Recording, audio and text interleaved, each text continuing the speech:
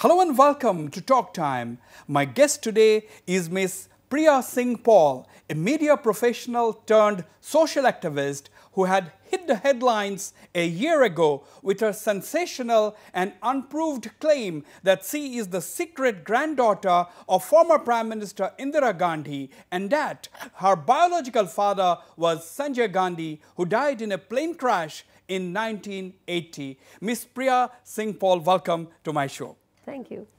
Why did you decide to make this sensational claim after all these years? Well, actually, I didn't make the claim that I was the granddaughter first.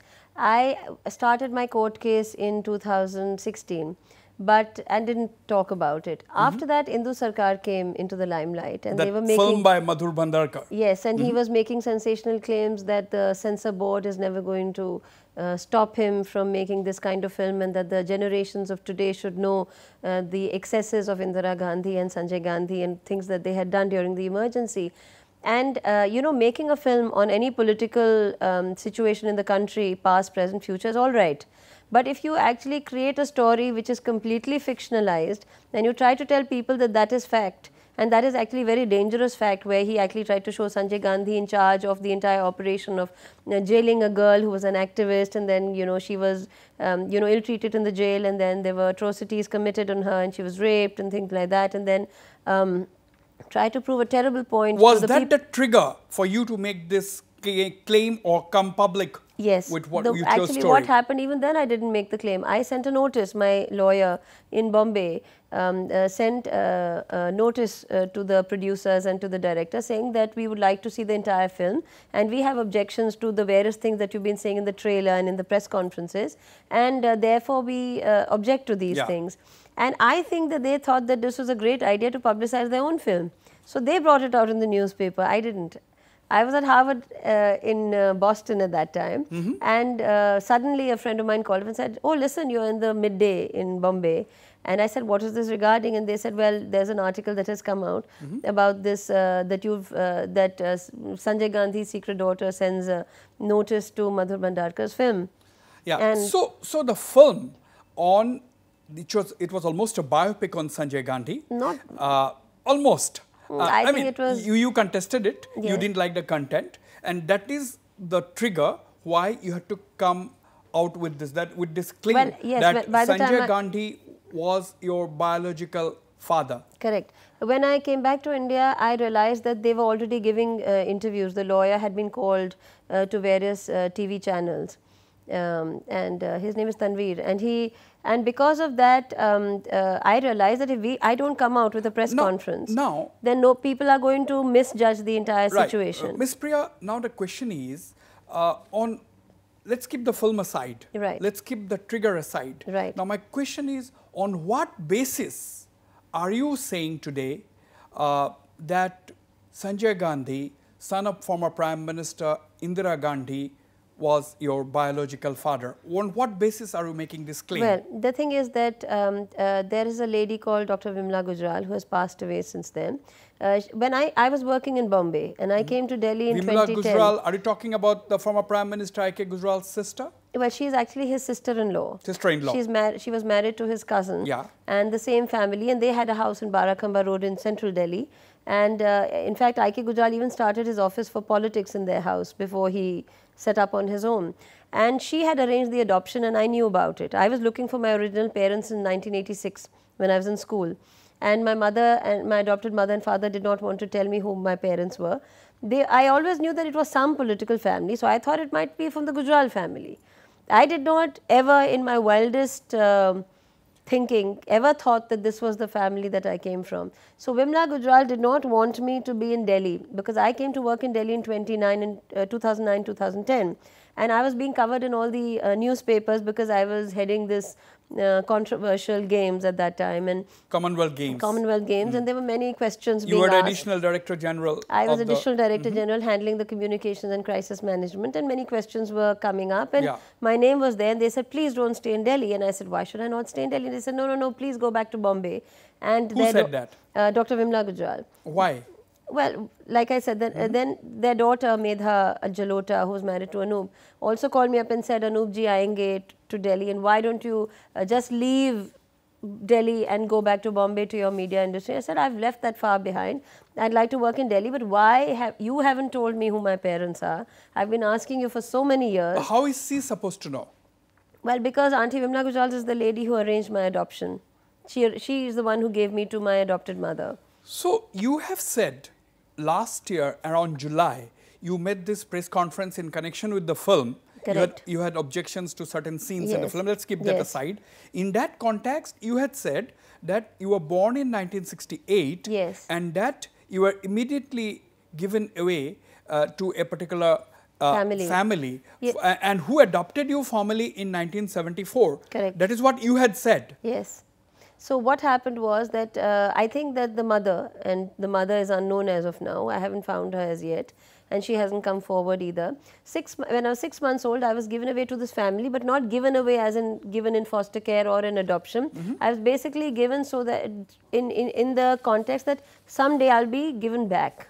So they were supposed to take care of me. At that time, my adopted mother was in her 50s and my adopted father was in his 70s. Who were your foster parents? Well, my father, Balwant Singh Paul, was a barrister from Lincoln's Inn, London, and he had worked in the Allahabad High Courts, had worked with Tej Sapru and Sir Sultan Ahmed. And your adoptive mom was one of India's first pediatricians who built Asia's largest children's hospital. Dr. Sheila Singh Paul. Sheila Singh Paul. Dr. Yes. Sheila Singh Paul. Correct. And is Mr. Balwant Paul related to the Kapurthala royal family? Well, they are related, they are the aristocrats of Punjab, yes. They have cousins who are in the Kapurthala family, you know, different cousins who are from various aristocratic backgrounds. So, we were coming to your adoption part. Yes. 1974. Well, interestingly, my mother and father who had always lived in Delhi, they had a house there. Suddenly, you know, in 74, in January, February, applied for an adoption. They got the adoption in June. The moment they got the adoption, my mother resigned from the hospital that she had founded and ran away to Punjab, literally overnight, where she resigned in June and got her, you know, job. She took a job at a lower pay scale, a lower position in Punjab, in Ludhiana, where she'd never been before. And she left on the 1st of July. And within few days, my father got engaged and subsequently married. So that also is very interesting that it's like a cause effect that took place in my life, that I was moved away, obviously for political reasons. Dr. Vimla Gujral mentioned to me that at that time my grandmother and father were facing a huge, you know, could have faced a huge political backlash with my existence, because there were some family situations that could have harmed them. So I needed to be moved out of Delhi.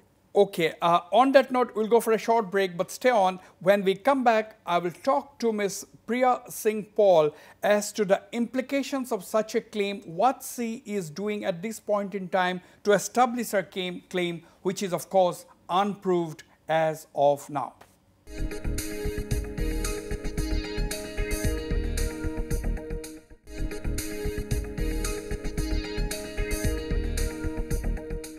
Welcome back. I am in conversation with Ms. Priya Singh Paul, a media professional who says her father, biological father, is former Prime Minister Indira Gandhi's son, Sanjay Gandhi, a claim that is yet to be established. Now, Ms. Priya Singh Paul, do you know the implications of such a claim? This is a very serious claim. This is a very big and powerful political family. You have made this claim. Did anybody contact you? Has anybody made comments? And at least in the media, we have not seen any comments by anybody from the Gandhi-Nehru family. No, not at all. I'm sure that everybody in the Congress party and in the political arena at that time all knew that Sanjay Gandhi had a daughter. They just didn't know who she was and where she was. A lot of them must have thought that even another young actress could have been the daughter, so they presumed that that was the daughter, but at that time I don't think there was any Wikipedia, so you know the age difference, when she was born, my father would have been 13 years old, so it couldn't be that. Now, why do you think people should believe you? Well, I am happy to undergo any kind of test. I have applied for a DNA test with the family. I need the courts to give me a go-ahead. To the courts. There is a criminal case for my papers because I have more than one adoption paper from two very highly established government adoption agencies. Both have admitted that I was adopted from there, but they don't have any back papers. Okay. Now, normally you find out the names of the original parents, which are hidden for the child till the age of 18. But those papers don't exist, and these adoption agencies have accepted that there are no back papers, no birth certificate, nothing. Not even the process of adoption, who gave me, how I was found, that is missing. Only the final paper exists. I have asked for a DNA because that is the right way to prove who I am. I in fact did an ancestry test. You can do an ancestry test to find out who you are.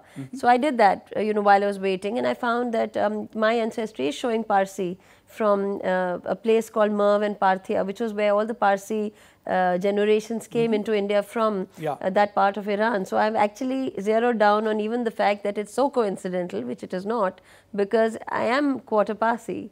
And Kashmiri Pandits have a genetic ancestry of people from Norway, Iceland, Sweden, Russia, Siberia, and I have that too. So so I mean, I'm sure about who my father is. I don't think that the Gujral family had any cause to lie, and they were very worried for me. They didn't want me to be anywhere near Delhi and working either in the government or in politics or anything like that. So that is why they mentioned it to me. They didn't want to mention it to me because I wanted something from there, or they wanted me to do something. So, I mean, a lot of people might contest your claim, a lot of people might refuse to believe it, a lot of people might say that it's such a big political family, anybody can come up with a claim. I'm sure, but nobody would have the guts to go to court because I know what the repercussions are then. I mean, you cannot make a claim unless you're 100% sure. But how are you 100% sure? Well, because my mother... Is it your gut feeling?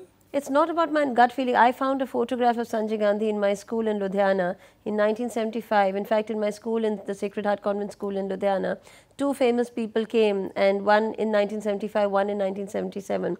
One was Sanjay Gandhi, one was Mother Teresa. They did not come before. They never came after. That was the time when I was in the school. I don't think Sanjay Gandhi had any cause to come to that school. I used to meet him, but I never knew him as Sanjay Gandhi. You have met, Sanjay Gandhi? Of course. How many times have you met Sanjay Gandhi? Definitely, I never met him in Delhi before I was 6. So I remember meeting him after the time I was 6 till 78. That would be between 1975 and 78, many times. In what context? But I knew him as Kabir and not as Sanjay. I knew him as Kabir. He used to wear white clothing with his glasses, and he was not very tall, and he was very, very sweet. He was so sweet. Who gave the name Kabir? He said, "I'm Kabir uncle" to me. Nobody gave the name. I mean, he introduced himself as Kabir uncle. You mean uncle. to say you are now saying that he met you at your boarding school? No, not in my boarding school. In the campus where I lived. In the campus where you lived. And this year I found the photograph in January. So it's like everything will be circumstantial in my proofs until I get the DNA. The DNA is the ultimate proof. Do you think your adoptive parents, Sheila Singh Paul and Mr. Balwant Paul, do you think they were aware of who your biological father? They would be, because I remember very, very clearly that in 1980 when he died, a cousin of mine had died a year earlier. But suddenly my mother was very distraught in 1980, and I asked her, "Why are you distraught?" And there was a commotion in the house, and my mother said, "Oh, I'm very upset because your cousin died." So I said, "But my cousin died a year ago. So why are you upset now?" And immediately after that, I was taken to Delhi by Dr. Vimla Gujral, and I went for a funeral, and I didn't know whose funeral I had gone to.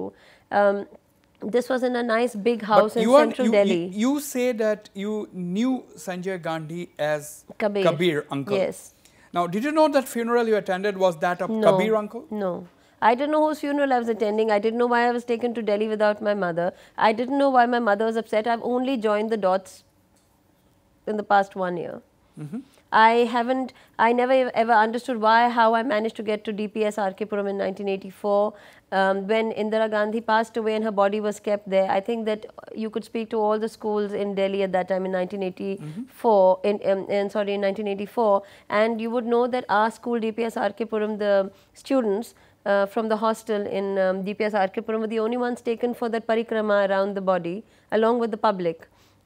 At the time, I was there. I was there, yes. And when I spoke to my classmates, they said there were no other schools. There were other big schools there and hostels, but our hostel was taken there. So what are you trying to suggest?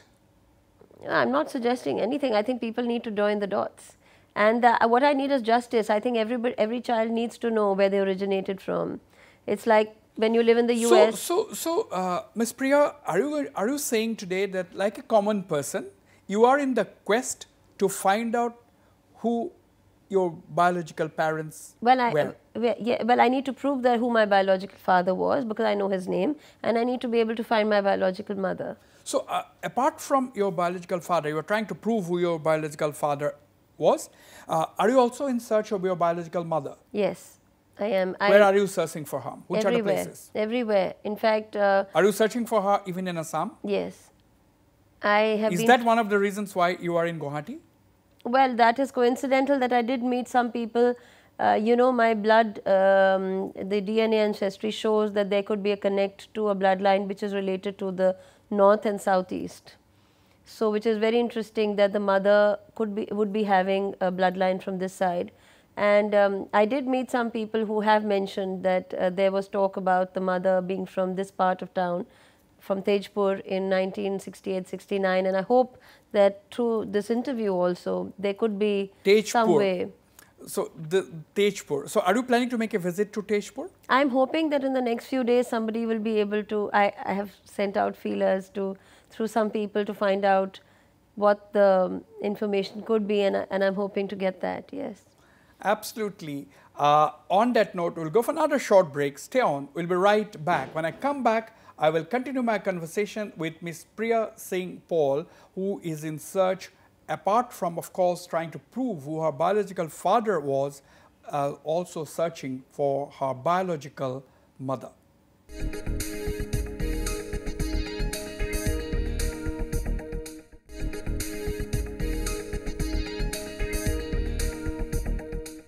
Welcome back. I am still in conversation with Miss Priya Singh Paul. Miss Priya, I mean, you know, why, a lot of people might ask this question. You have been an established media professional. You were with a very, very big, you know, television group, media group. You were heading it, in fact. You were also associated with the government during the Commonwealth Games. And today you are into social work. You are in various kinds of social work, helping people, etc. Now, my question to you, a lot of people might still ask this question as to why is Priya Singh Paul coming up with this claim, which is a very big claim. Is it for personal motive? And what, if so, what could be the motive? See, everybody wants to know who their original parents are. So, whether my father came from the slums of any part of the country, or who he was a established professional, a convict or not, from a good family or not, I didn't know when I was searching for my parents. It is by chance that the Gujral family told me that this was your father. Even today, I cannot say who my mother really is. You know, so no, Steve Jobs, after the age of 35, when he had enough money to get an investigative, people and detectives, he searched for his parents and found them. Lion, the movie, the young boy in his 20s, wanted to find his parents. So this is the natural yearning of people, you know, people who've settled down in the US for generations. Now, again, I'd like to ask you this their question. Origins. Why should, you know, just a movie, a film, Madhur Bhandarkar's Indu Sarkar be the trigger? You know, you were already established much before that. You could have started this search, you could have gone public even before that. Well, I started the search. It took me so long to find papers. There were no adoption papers before I found them. I didn't know I was adopted in 74. It was through a journalist who was 75 years old, very senior editor of a newspaper, retired now, who told me that there was talk in some newspapers about Sanjay Gandhi having a daughter. And that article came out somewhere in 1974. I said, please, can you help me find it? He said, I can only tell you this, why don't you find it yourself? Which was the year when you said Vimla Gujral actually told you about your biological father? 2010, but I found no paperwork. So from 2010 to 2015, I spent 5 years sitting around looking for papers. I went to all the adoption agencies in Delhi, all the various courts. I looked for adoption papers in 68, 69. I didn't know that I was going to find papers in 75. I found them in 2016. You came to know about your biological father only when you were plus 40. Yes. Yes. I have searched for him. No, plus 40. Yes. After 40 years of age, you came to know that your biological father was Sanjay. But yeah, when did you know that you were an adopted child? In 1985, 1st of May 1985. when I was in DPS Arkepuram in the 11th standard. Till that time, you thought? I was my parents' daughter. I was so stupid Adoptive parents. that I did not even realize that they were so much older than me, and nobody mentioned it. I think that the place that I lived in was so careful about the way they took care of me that no one mentioned it. It just someone, a distant cousin, mentioned it when I was. Now, Miss Priya, you know, have you tried to meet anybody in the family? You know, in the Gandhi family. You know, the reason why I don't go there, you know, is also because I don't want them to feel I want anything from them. I don't. I've made it very clear on my public, you know, social media pages. I don't want any property, money, nothing. You know how it is. I've been told by so many people, oh, many people have had this kind of claim and they want this, that and the other, and I feel it an insult to my, you know, upbringing and to the person that I am, that I would ever ask or demand anything. What I want is just that it should be declared that he is my father, because when I was adopted and I've gone through my being an adopted child, especially after the age of 17, 18, when you're getting married and you come from the background that you know, it was an aristocratic background, everybody questions you on your blood. What is your bloodline? People will say very clearly, oh, you come from the Ganda Nala, you are a gutter snipe, you're a bastard, you're illegitimate, you know, who are your parents? And I wanted to clear that. I mean, I have suffered that a lot in my life. A lot of people know that. If you speak to classmates of mine, I've gone through that a lot in DPS, even in college. I've always had this ranjish, this angst that I should prove that, okay, I did have a father and a mother, whosoever they were, and you know, I mean, you know, and you know, it's a kind of you know, a closure to, you know, everyone's identity comes from whether you are, you know, where you come from. You have held, Ms. Priya, very responsible positions. I've been Additional Director General, I've been COO, I've been head of companies, yes. Yes. So, you obviously know the implications of a claim like this. In the sense, are you talking about the adverse or the positive implications? No, I'm talking about, I mean, just a claim like this, it can have any kind of implications. Well, not really. It's just a simple claim of a daughter wanting the claim of a father. I'm not claiming anything else other than my paternity claim. I'm saying, please give me my father's. To what extent, what is your next step now? Because obviously, nothing can happen without a court's intervention. Of course. You cannot have a DNA test unless the court permits. Correct. So nobody has commented. No, means nobody has commented. It can also be interpreted as the fact that nobody in the family has taken the matter or taken the claim seriously. Or that they know everything about it, and why should they talk about it? It could be both. Obviously, everybody knows about it. They would even know the mother, but nobody's told me. I have to find the mother on my own. So, you know, why would anyone want to talk about it? They would not want to talk about it unless I wanted to speak about it and get to know who my mother is. And I need the courts to give me my claim, which is my justifiable claim. I need to know who my father is. What is your claim? I need the DNA to confirm that Sanjay Gandhi was my father. I know he was my father. I know there are many incidents that have taken place, you know, and I just need that on paper to say, yes, he was your father, and that's it. Mm-hmm. So, you also have a young son. Yes. They know everything about the whole story.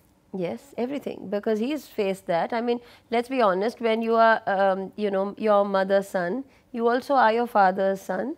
So everybody asks you, this is your father's lineage, what is your mother's lineage? Where do you come from your mother's side? This is where you come from your father's side. Where does your mother come from? So it does matter to him, it does affect him. And I don't want him to grow up ever facing even one statement of what I faced as to what my parentage was. So, what do you feel today as a person? I mean, you have almost given up, if I'm not wrong, your active media career. You are into a different field of activity now. You are into social work. Social work is a very vast field. Anything can be social work.